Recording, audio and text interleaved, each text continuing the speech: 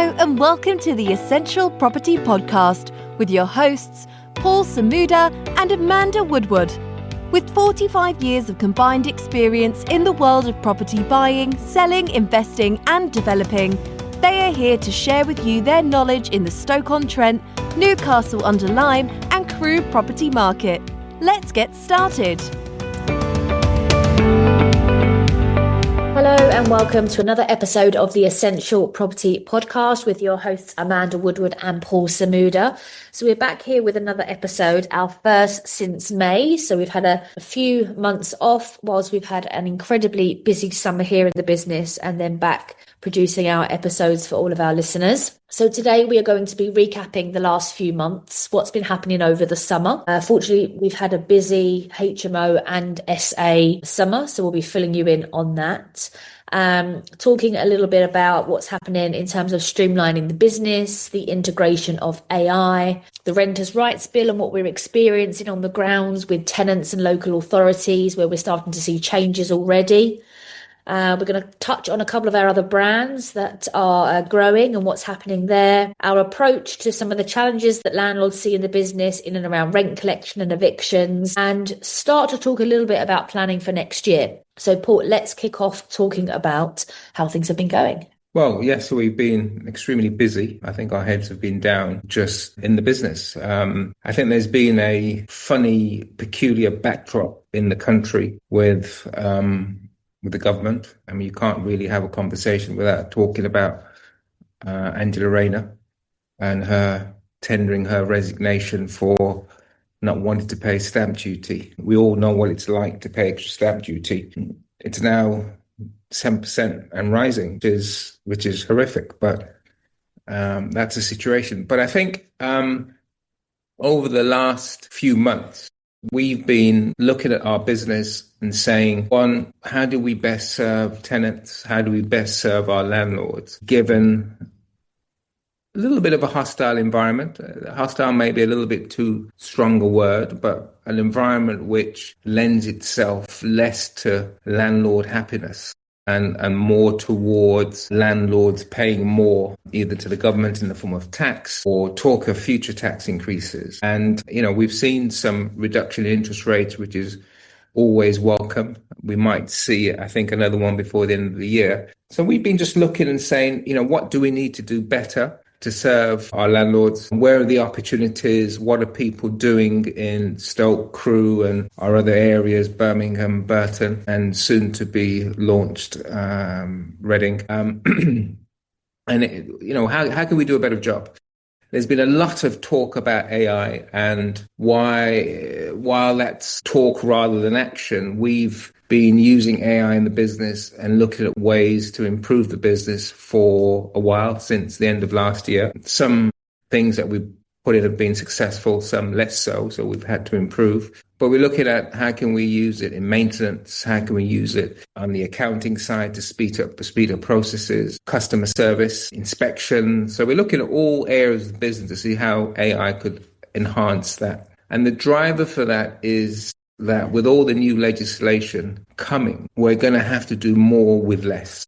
That's the long and short of it. We know our landlords cannot afford to pay more in terms of the cost of managing their properties. So we have to look at being more efficient in terms of delivering what our landlords need, what the tenants need. And, the other stakeholder is the government and what they need. They take a big chunk of our time in terms of compliance, etc. And we've got to make sure that we can deliver that on time in a cost-effective way. So we've been in review mode and update mode and upgrade mode and trying to position ourselves. We've had a few difficult situations with tenants, and one of the things that we've noticed that tenants are becoming a little bit more wiser to the environment and the fact that they may have a few more rights and they have ChatGPT that they can access and ask, what should we do in this situation? We've noticed by the tone of the letters that we get when they want to complain about something, that it's a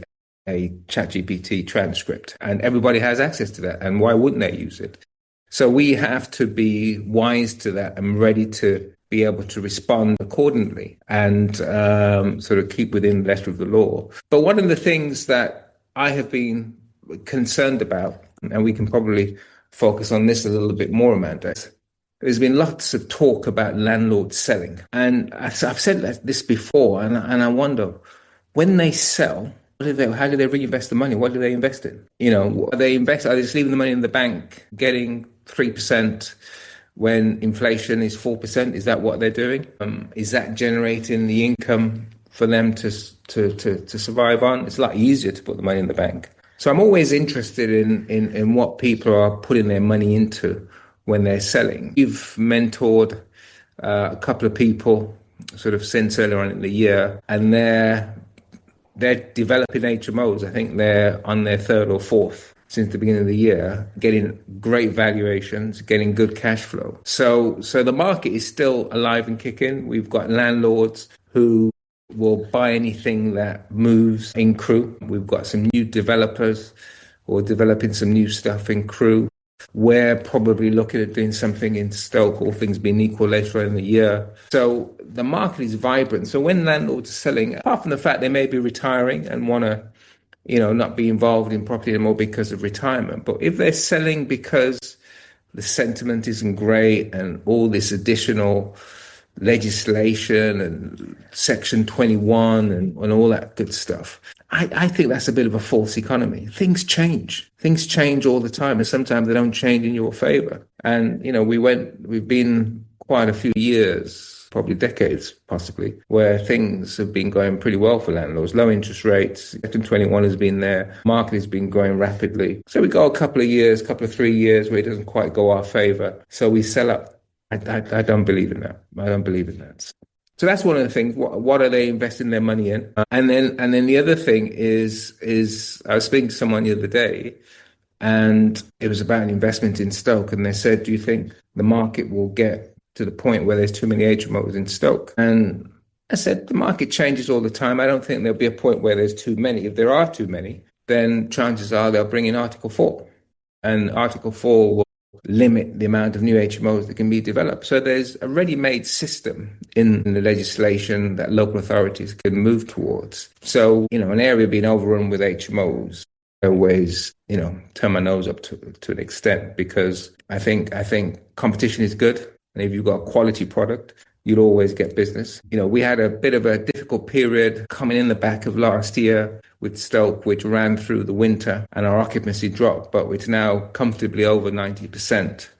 And I think that was linked to the government. The government said, remember in the budget, Amanda, there were a few things that came out. National insurance was going to be increased for employers. The minimum wage was increased. Stamp duty changes were happening in April, so it was more expensive to buy a property. So all those things combined was going to have an effect on the market. And so it's no wonder that things slowed down. Employers didn't know whether they were coming or going. They were either laying off staff, not hiring staff, and just waiting to see what the outcome was going to be. And obviously, people want lower interest rates to fund their debt. So it wasn't a surprise that things have slowed down, but it's now seemed to be back to a good level of 90, 92% occupancy in Stoke. Crewe's strong. Crewe is running at 94, 95. I think we hit 96% in the last couple of months. And we need more properties in Crewe. We definitely need more properties in Crewe. So that's my sort of intro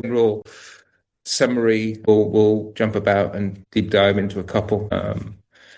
If we look about, Amanda's been doing talks around the country on renters' rights. How's that gone? It's been going well. The most recent one was in Birmingham last week, and I spoke to a great group of landlords there in and around the Renters' Rights Bill changes. And I opened up the talk and said, look, I know we're all over this subject. Everyone's been talking about renters' rights for nearly 3 years. This has been going on when it was first proposed by the Conservatives. And we've been ping-ponging around in terms of what we think may or may not happen. But it's pretty much here. As of the 8th of September, that was the final discussion in the House of Commons.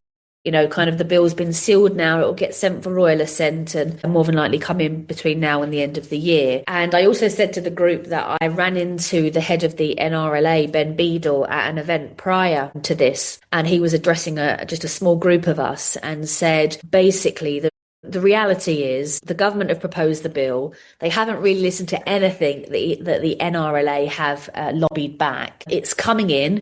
And deal with it. And that was his approach. He said they're not listening to anything that we have to say. So the only good news that has come out in the last few days is around student lets. And student landlords have been in turmoil for the last year or so, concerned that the no fixed term agreement would completely shatter the typical student let market. But it does appear, I mean, we wait to see it in black and white, but it does appear that that's not going to affect the student market now, which is a win. There's a little win around pets, but not a great one. So it is what it is. But the way that I presented it on these talks is that regulation creates a shake-up. So whether it was the financial crash in 2008, whether it was post-COVID, when something happens like this, a lot of the amateurs get out the market, the professionals stay in the market, and there are lots of opportunities. And that's the mindset that I've tried to communicate to landlords. And most are embracing that. There are a few that are leaving, which we broadly disagree with. I mean, we're hoping to buy a property later this year from some retiring landlords. They're in their 70s, they're selling off a few a year. That's fine. That happens all the time. That's never not happened. But I do know some very young, almost newish landlords that are saying, oh, I'm not too sure about this, I'm selling. And I think the question back to you, Paul, is, well, what are you doing with it? What other wealth creation model are you working on? Not saying that there aren't any, but just getting a bit annoyed and worried or scared and leaving isn't really the approach that we've taken. Yeah, and I think just you mentioned those landlords that are retiring. They've been invested in Stoke for about 30 years. And is it 30 years? Yep. Yeah, about 30 years. So over that 30-year period, they've bought, one or two properties in a year. They've got a nice portfolio. They have now got to the stage where they're about 70 and they want to enjoy the fruits of their labor. Now, I'm sure some of those properties they bought at the wrong time, or so it looked like when they did. But over a longer term period, everything always evens out and property continues to be a great long-term investment. Yeah. So I do really urge landlords to think a little bit longer term and not focus on what's happening in the news sort of this month or last month or, what they're saying is going to happen between now and Christmas. Property is a long-term investment. We've now been in the market for almost 15 years actively in Stoke, and we're probably going to be there for another 15 years. And everything has doubled. Yeah, absolutely. Comfortably. Absolutely. The worst investments we have purchased have done very well. Thank you very much.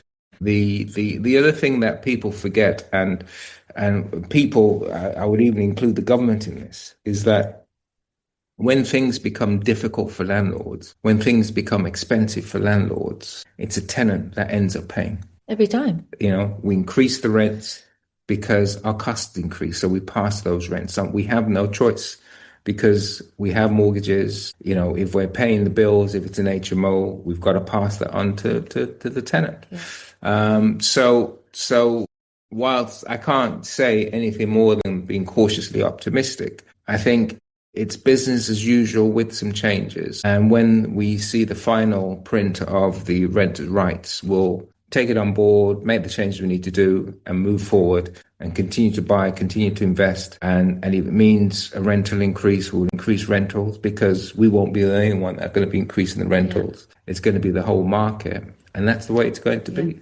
And I just want to touch on that point because someone asked me a question when I was doing a talk in Derby a couple of months back, and they were asking about rent increases within the Renters' Rights Bill, and shared with them that how being in the HMO space is going to be more beneficial than being in the buy-to-let space when it comes to rent increases, because the Renters' Rights Bill is trying to manage that a little bit. They haven't brought in rent caps, but they have tried to manage it. So they're saying once a year only, and in line with fair market rent, which if they don't believe your rent increase is in line with fair market rent, they can go to tribunal and they don't have to pay the increased rent until the tribunal is agreed. And it's a little bit, it's managed a bit too tight. But with HMOs, often tenants won't stop for much more than a year. Some do, but some are, 6 to 12 months. And when we have that break in between tenancies and we re-let the property, there's no limit there in terms of what you can rent the room for. So the slight transient nature of the HMO market, I think, will play into landlords' favours. I also had a conversation with a landlord only last week who has a property. He bought it he's all in for 120,000 a couple of years ago, thinking about selling because of the Renters' Rights Bill, asking me how much we think it can sell for. And properties on the road, I would say 120, 130. He's only had it a few years, so it hasn't really gone up in value. Even if you make 10 or 15 grand on the sale, he's got to pay some tax on that.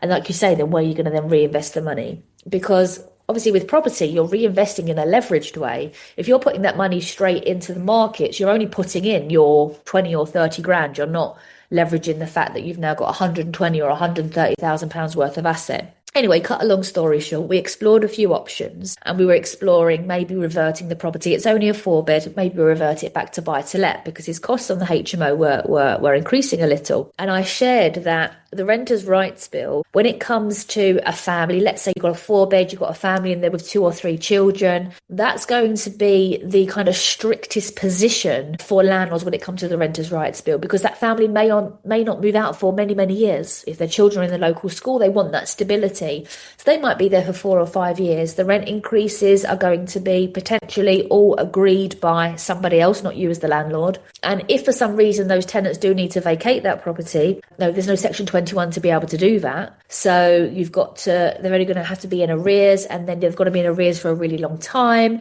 So Paul and I have properties, we've got 4-bed HMOs. They just about wash their face. They make a couple of £100 a month. That's what 4-beds have been doing recently because of the increased costs, be it mortgages or bills. But I'd still rather do that than go back to buy to let to make that same couple of £100, because I think as HMOs, we're in a stronger position as landlords. That's just my opinion. But I shared that a few times in the last few months, and I think people got that and understood that strength of the HMO market, because some people have been looking to exit since interest rates have gone up and since bills have gone up. But we're still firmly in that space, and we think it will protect us going forward. Yeah, I think HMOs have stood the test of time. It's a fair spread of the risk, in as much as you've got multiple rooms. So if one leaves or one doesn't pay, it's not the end of the road for you. You're not under serious pressure. During COVID, we weren't too sure what was going to happen during COVID. It came through pretty much unblemished. You get a nice valuation, some of the valuations that I'm seeing in Crewe and Stoke, because they're unsuited HMOs. It's been brilliant. I mean, I've been pleasantly surprised at some of the numbers that I've seen. So HMOs are here to stay. They're profitable. The growth on the back of those are doing very, very well. We've always invested in HMOs and always will continue to invest in HMOs. Yeah. I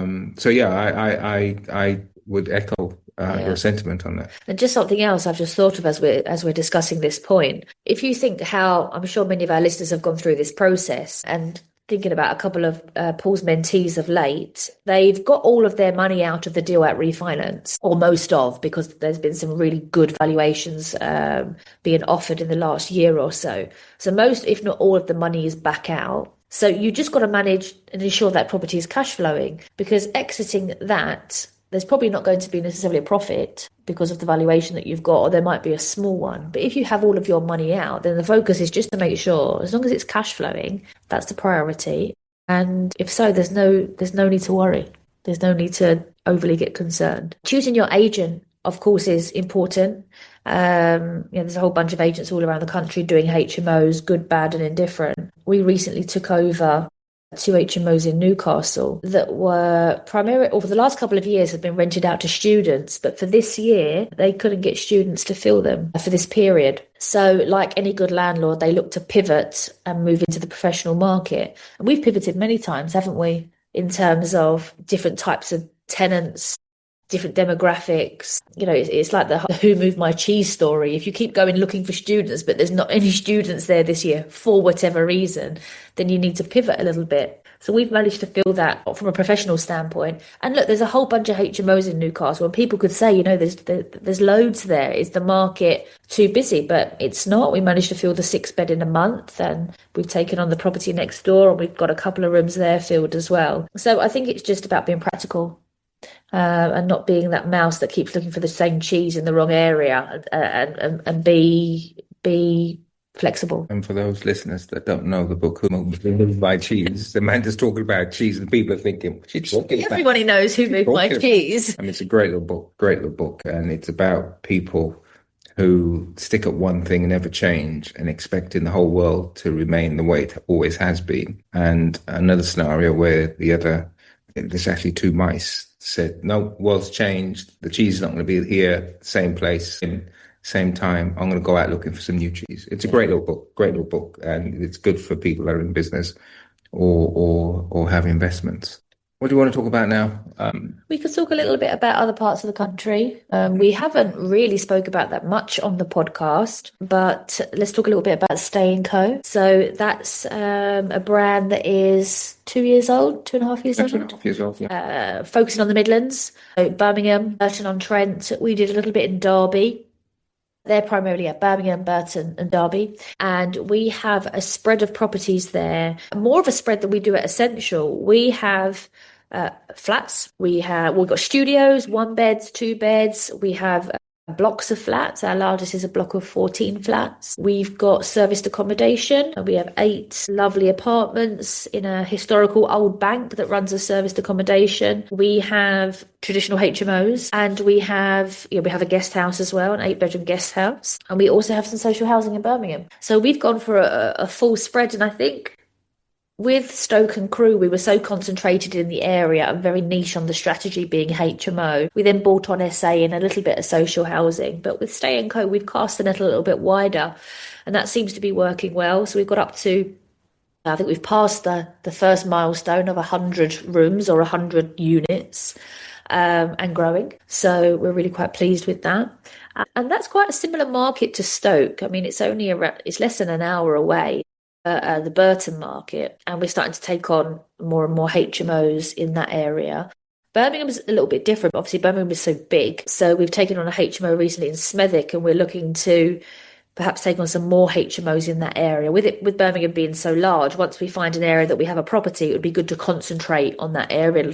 So we're looking to speak to landlords in that sort of Smethwick area. And to be fair, we've probably focused our efforts in Burton-on-Trent, one, because it was so similar to Stoke and Crewe. It was small and fairly concentrated. And now that we've got a better feel for that and that's taken over, we can probably redirect our efforts to Birmingham, which is huge. I mean, when we looked at the register of selective licensed and HMOs, what was the figure? There was 43,000 landlords that have either had a selective or HMO license. I wanted to do the numbers. So 43,000 times 500. That's quite a nice income for Birmingham Council, and it still managed to go into administration or to go bankrupt. And the other thing as well to think of is that some of our landlords have a geographically diversified portfolio. Yes. If they're concentrated in the Midlands, it's Stoke, Crewe, Birmingham, Wolverhampton. Some have some stuff in Coventry, which we don't cover. So we felt that we were probably missing out a little bit in terms of management opportunities. So it made sense for us to start to look to diversify geographically. So any of the listeners that have stuff in Birmingham and looking for a new agent or just looking for advice, we've had a lot of new and existing people approach us and just wanting to just have a little bit of a review of their portfolio and do it on a more formal basis in terms of what their next move should be. We manage I know we manage a landlord who is based out of the country, down under, and they want a little bit of advice on their portfolio in the Midlands, and they've got some just outside the Midlands. And that's the service that we offer, which we don't really talk about, the advisory service, where, we can look at a fresh pair of eyes, give you some local technical knowledge, run some numbers for you, look at multiple scenarios. And whether you're looking to invest in the areas that we manage or outside of those areas, we're still able to give some practical advice in terms of what to look at. More recent investor that started in Crewe. I think they're doing one in Crewe, one in Stoke, and they're now doing another one in Warrington. They started off a little bit sheepish, but they've now got the bit between their teeth and going very, very well. And we spent a fair amount of time in terms of advising them in terms of, things that they should look out for. So they went into it really well prepared, and that helps. And that's why they've been able to get the successful valuations and get the quality right in terms of their product. So we talk a little bit about AI? Go for it. Paul's favourite subject. Yeah, it is my favorite subject. The landlord won't see the benefits of that, I think, until end of the year, early January. Some of it is behind the scenes. And I think, as I mentioned before, we've got to do more with less. And AI is the perfect tool to do that. It's not as easy as people would imagine because you have to incorporate it within the business and you've got to get the people. Behind the scenes, we now have 15 people looking after all the products and services and activities that we do, and getting them all aligned and using something that works for them and also delivers in the way that they want it delivered. It can be a bit challenging. But one of the areas we started looking at was inspections, just because we need to keep an eye on what's happening in the property on an ongoing basis. So that was one of the areas we started looking at. How can we make that a little bit more effective? Maintenance was another area. It's an area which no landlord wants to receive a maintenance cost. But the reality of it, as I said to someone fairly recently, when you have properties that were built in the 1900s, 1910, 20, 30, 40, even if you've done a refurb, the infrastructure, while good, is always going to present challenges. As we record this, we were looking at the forecast weather for the next week or two, and everywhere across the country is torrential rain for the next week or two. And we know what that means. It means leaking pipes, leaking gutters, roofs. We had a call this evening saying that there's water coming through the ceiling in one particular property. So that's the price you pay for investing in older stock. If it's 100 years old, you're going to have some challenges with it, or 80 years old, you're going to have some challenges with it. So being able to turn that around quickly in terms of both for landlord and for tenant is important. So we're looking at upgrading our systems to manage that in a way which doesn't cost us the earth. What else are we doing on AI? A lot of reporting, internal reporting that we're doing. What else in particular that would affect landlords? What about our landlord statements? Yeah, okay, that's a good one. We are upgrading our statement production, and the look and feel is going to change. We've had quite a few challenges because there's some things, because we do long stay and short stay, there isn't an off-the-shelf product that easily manages that and integrates with our reservation system and our tenancy management system. So we've ended up building our own and converging our account system with our property management system. So we're just going through the testing of that. The testing is quite meticulous. We hate it, but it's a necessary evil. So I think landlords will probably see that December, I would think. We'll probably do a trial run in November, but, just to be contingent, probably December, they'll see a new type of statement, which will be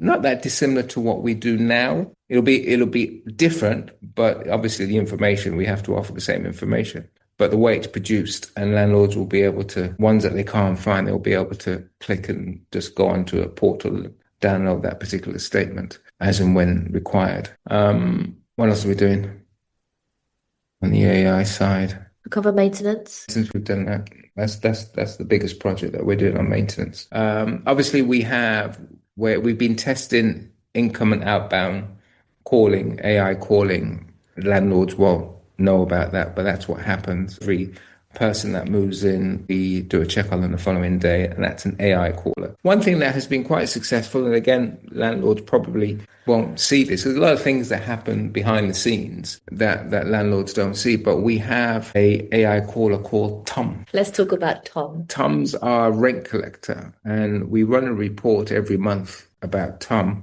And effectively, Tom calls and he has multiple scripts depending on how late you are with your rent. And it goes from, you might have forgotten, so this is just a gentle reminder, right through to, we're going to take you to court if you don't pay your rent. And Tom's been pretty effective. He has been pretty effective. This first week, everyone paid straight away. He's been really effective, and he's got quite a formal tone. And we run that program 3 times a week. It's just an auto caller to people that are late, and he just gets on with it. So things like that in the background, which, as I said, landlords may not see it or experience it, but that's what we're doing. That's what we're investing in to ensure that we keep the rent roll coming in and there are no delinquencies or very, very minimal late payers. We're always going to have late payers. Yeah. That's just the nature of the beast. And one of the things that I have to say, we had a situation just the other day, and, I said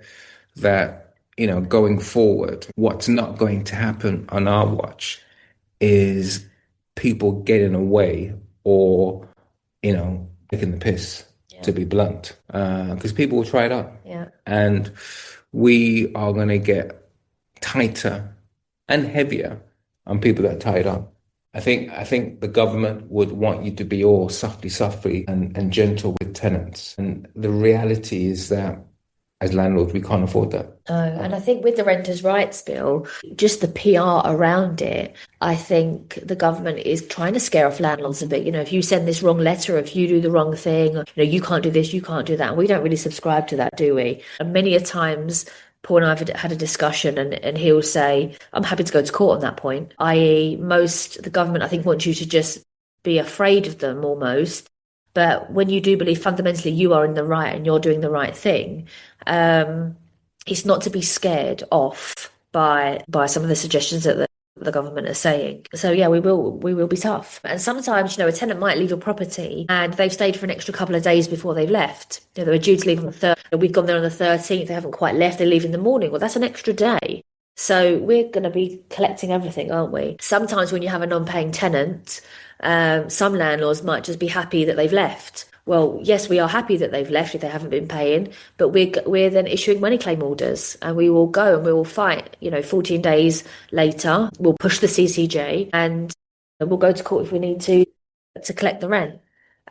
So whilst that might sound a bit harsh, this is, landlord money. It's not harsh. It's not harsh. It's doing the right thing. To the government and to local authorities, it may be harsh, but to landlords who have to pay a mortgage every month and have to pay the bills every month, it's actually a necessity. Whether it's ourselves or our landlord clients, we've definitely decided that we're going to double down on that because we don't want people to feel that they can skip a day. There was one tenant, and she was a pretty good tenant, and we obviously manage a whole bunch of properties. And if they're repeatedly late with their payment, one of the things that we say to them is that maybe this property is too expensive for you. So maybe you downgrade to a slightly cheaper property. We do that honestly, but it's also psychologically as well. And normally they sort themselves out because nobody wants to be told that they're living above their means and maybe they should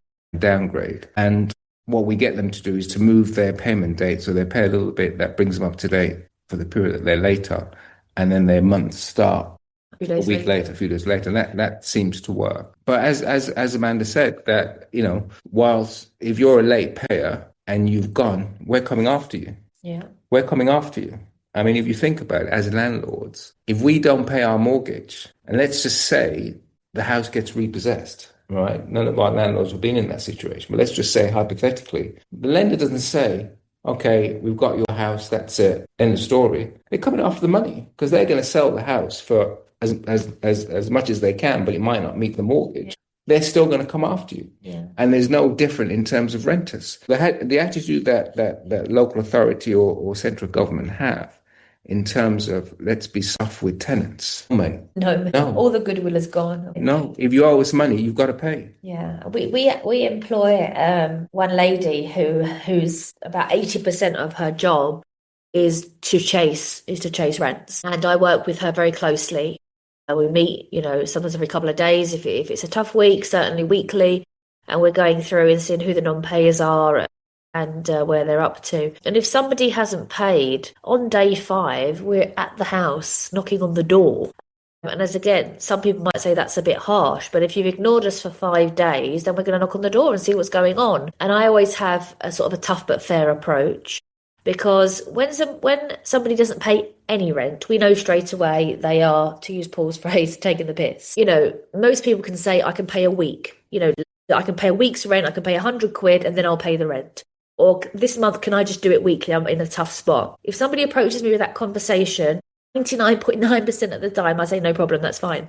We'll work with you. That's absolutely not an issue. Sometimes it's a job change, payment date change, or just a tough month, which I think we all have as human beings. But ignoring and paying nothing, we're at the door and we want to know what's going on. And that's the approach that we're taking going forward. Yeah. And I think we've taken the decision within the business as new legislation comes in, whilst we're going to double down to be compliant with the legislation, but we're also going to be doubling down to ensure that every which way we're going to ensure that the landlord is going to be on top of the situation. We don't want any tenant to feel that they can take the mick and abuse their position or abuse the landlord's property. Now, we'll see how that plays out. It may not be necessary, but you mentioned NRLA. I've always been anti NRLA for a very, very long time because I think they do a piss poor job. A lot of people. Sorry, Ben. A lot of people probably wouldn't agree with me, but I think they do a very, very poor job. You showed me a situation where the NRLA said, this is what we've got for landlords, and you'll be waiting for a long time because they've done bugger all. But anyway, notwithstanding that, we want to ensure that the landlord comes out on top. I'm just not in the vein of the sentiment in terms of renters. And, there's two sides to the story. It's a renter's home and all that sort of stuff. And I get all that. Yeah. I get all that. But that doesn't give them the right to take the piss. No, and I think certainly our landlords that are obviously under our management, and ourselves as landlords ourselves, we invest in the properties, we do the maintenance, both proactively and reactively if there's issues. You hear lots of horror stories about landlords and tenants and what they're living in. And we're providing good quality homes, and all we're asking for in return is no antisocial behaviour and pay your rent on time. We actually have quite a low bar. Just be a good person and pay your rent on time, clean up, don't mess up the house, don't trash the room.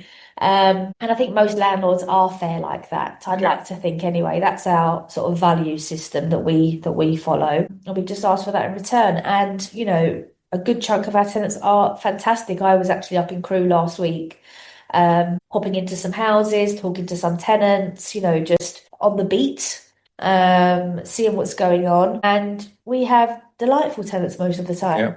A lot of people coming in from overseas, which is our main demographic at the moment. Bringing value to the country and the community, doing great jobs, working hard, looking after the houses. Some really, great conversations. And that's how most of the business is. That's how most of our time is. But there's always one or two. And I think what we're saying is we're not rolling over, regardless of what the government is saying. Yeah. So you might read about us in the newspaper at some point. But the other thing, just linked to that, but on a different subject. My favorite phrase is being cautiously optimistic. And one of the things that I think about, there's a phrase that I think it was Rockefeller used, that when the blood is running thick in the streets, that's the time to invest. And I just think that 2026, with all the rubbish that is going on economically and politically, I just think if there's good deals to be had, then grab them with both hands. Yeah.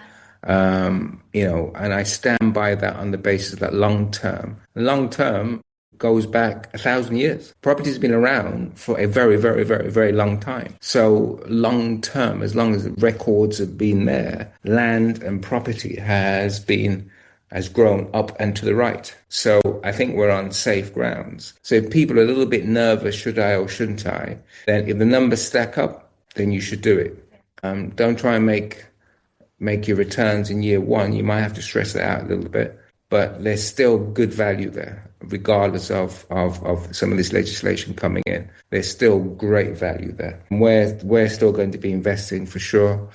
We're hoping to close a deal in the next month or two on a nice potential conversion. And we're looking for more going into 2026. We are indeed. I think on that note, we should just talk a little bit about 2026. So towards the end of the year, every year we do a podcast with predictions for the year ahead. I think the last one that we did when we did our predictions for 2025, this is where Paul really comes into his own and he puts on his, what's the word? I can't think of it. I'll have to redo this bit. He puts on his, this is where Paul really comes onto his own and puts on his economist head and starts to forecast and predict the year ahead, which we will do again this year. But just as a little bit of a taster, what do we foresee, I guess, in our business and in the wider market? I think we should always go back to basics. And the basics are demand and supply. Are there enough homes, rooms out there in our areas? The answer is no. So therefore, is it not enough? That means demand's going to outstrip supply. Yeah. So rents aren't going to go down, they're going to go up. The second thing is that the property market is a function of interest rates. Now, inflation has been very, very high in this country, stubbornly high. And, the poor guy from the Bank of England is caught between a rock and a hard place. So they cut rates in August. I think they'll be under pressure to cut rates between now and the end of the year. The Americans are cutting rates by the looks of things. The Europeans have been cutting rates for the last year or so. So I think we might see one last cut before the end of the year, maybe in December, sort of pre-Christmas cut, to bring it down to 3.5%. Base rate of 3.5% mean, you can get good 5-year fixed mortgages. If you can fix your mortgage at 3.75, 4, 4.2, 4.5, 5% for some of the larger HMOs, then you're laughing. You're laughing.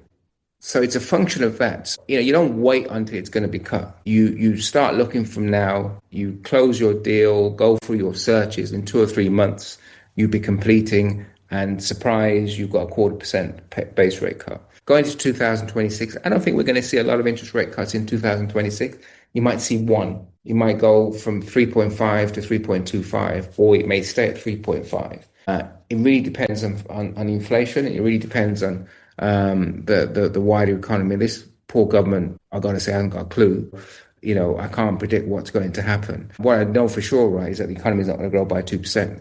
They're struggling to grow by 0.2% at the moment, never mind 2%. But I think there's going to be great opportunities. I think rentals will be growing. A low rate of growth for rentals is 5%.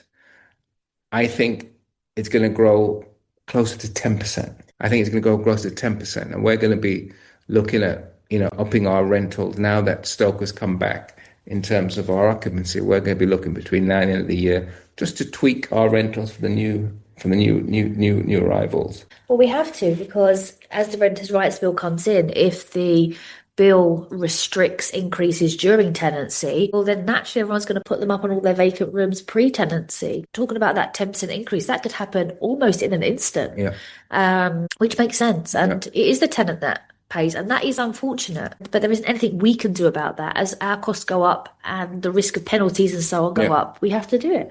And we've got a few things that we have planned for the new year in terms of the way we manage to give some additional options, and we think some flexibility to some of our landlords. We're still working on those. They're quite complex for us, and there's a bit of a risk profile that we need to try and work out. So it's going to take us pretty nearly in the year to finish it. But hopefully in the new year, we'll have something which gives a little bit more security to some of our landlords, especially the ones overseas. So we've been away for a few months, head down, but we've not been sort of tanning ourselves, so to speak. We've been working hard. I think we'll do another couple of podcasts between now and the end of the year. And that might be the big one which talks about forecasts, or the third one might be the big one that talks about forecasts for 2026. But yeah, that's it for me. I don't think I have anything else to share. Okay, the final point is, please do engage with us. So if you do think that you want to have a chat with Paul about your portfolio, then please get in touch. If you're having challenges, anywhere around the country, we're happy to, give a little steer on what we think you should do. And if you do have properties in and around the investment areas, especially the new ones in Birmingham and Burton, Derby and Reading, which we're excited about, maybe we'll have a podcast about the Reading launch at some point. Please do get in touch. We'd be more than happy to help and guide in those areas. Until then, we will see you next time. We hope you enjoyed today's episode, and if so, please hit subscribe and share with those who you think would enjoy it too. To get in touch with Paul and Amanda directly, please visit their website www.essentialpropertyoptions.co.uk for more information. We look forward to sharing with you on the next episode.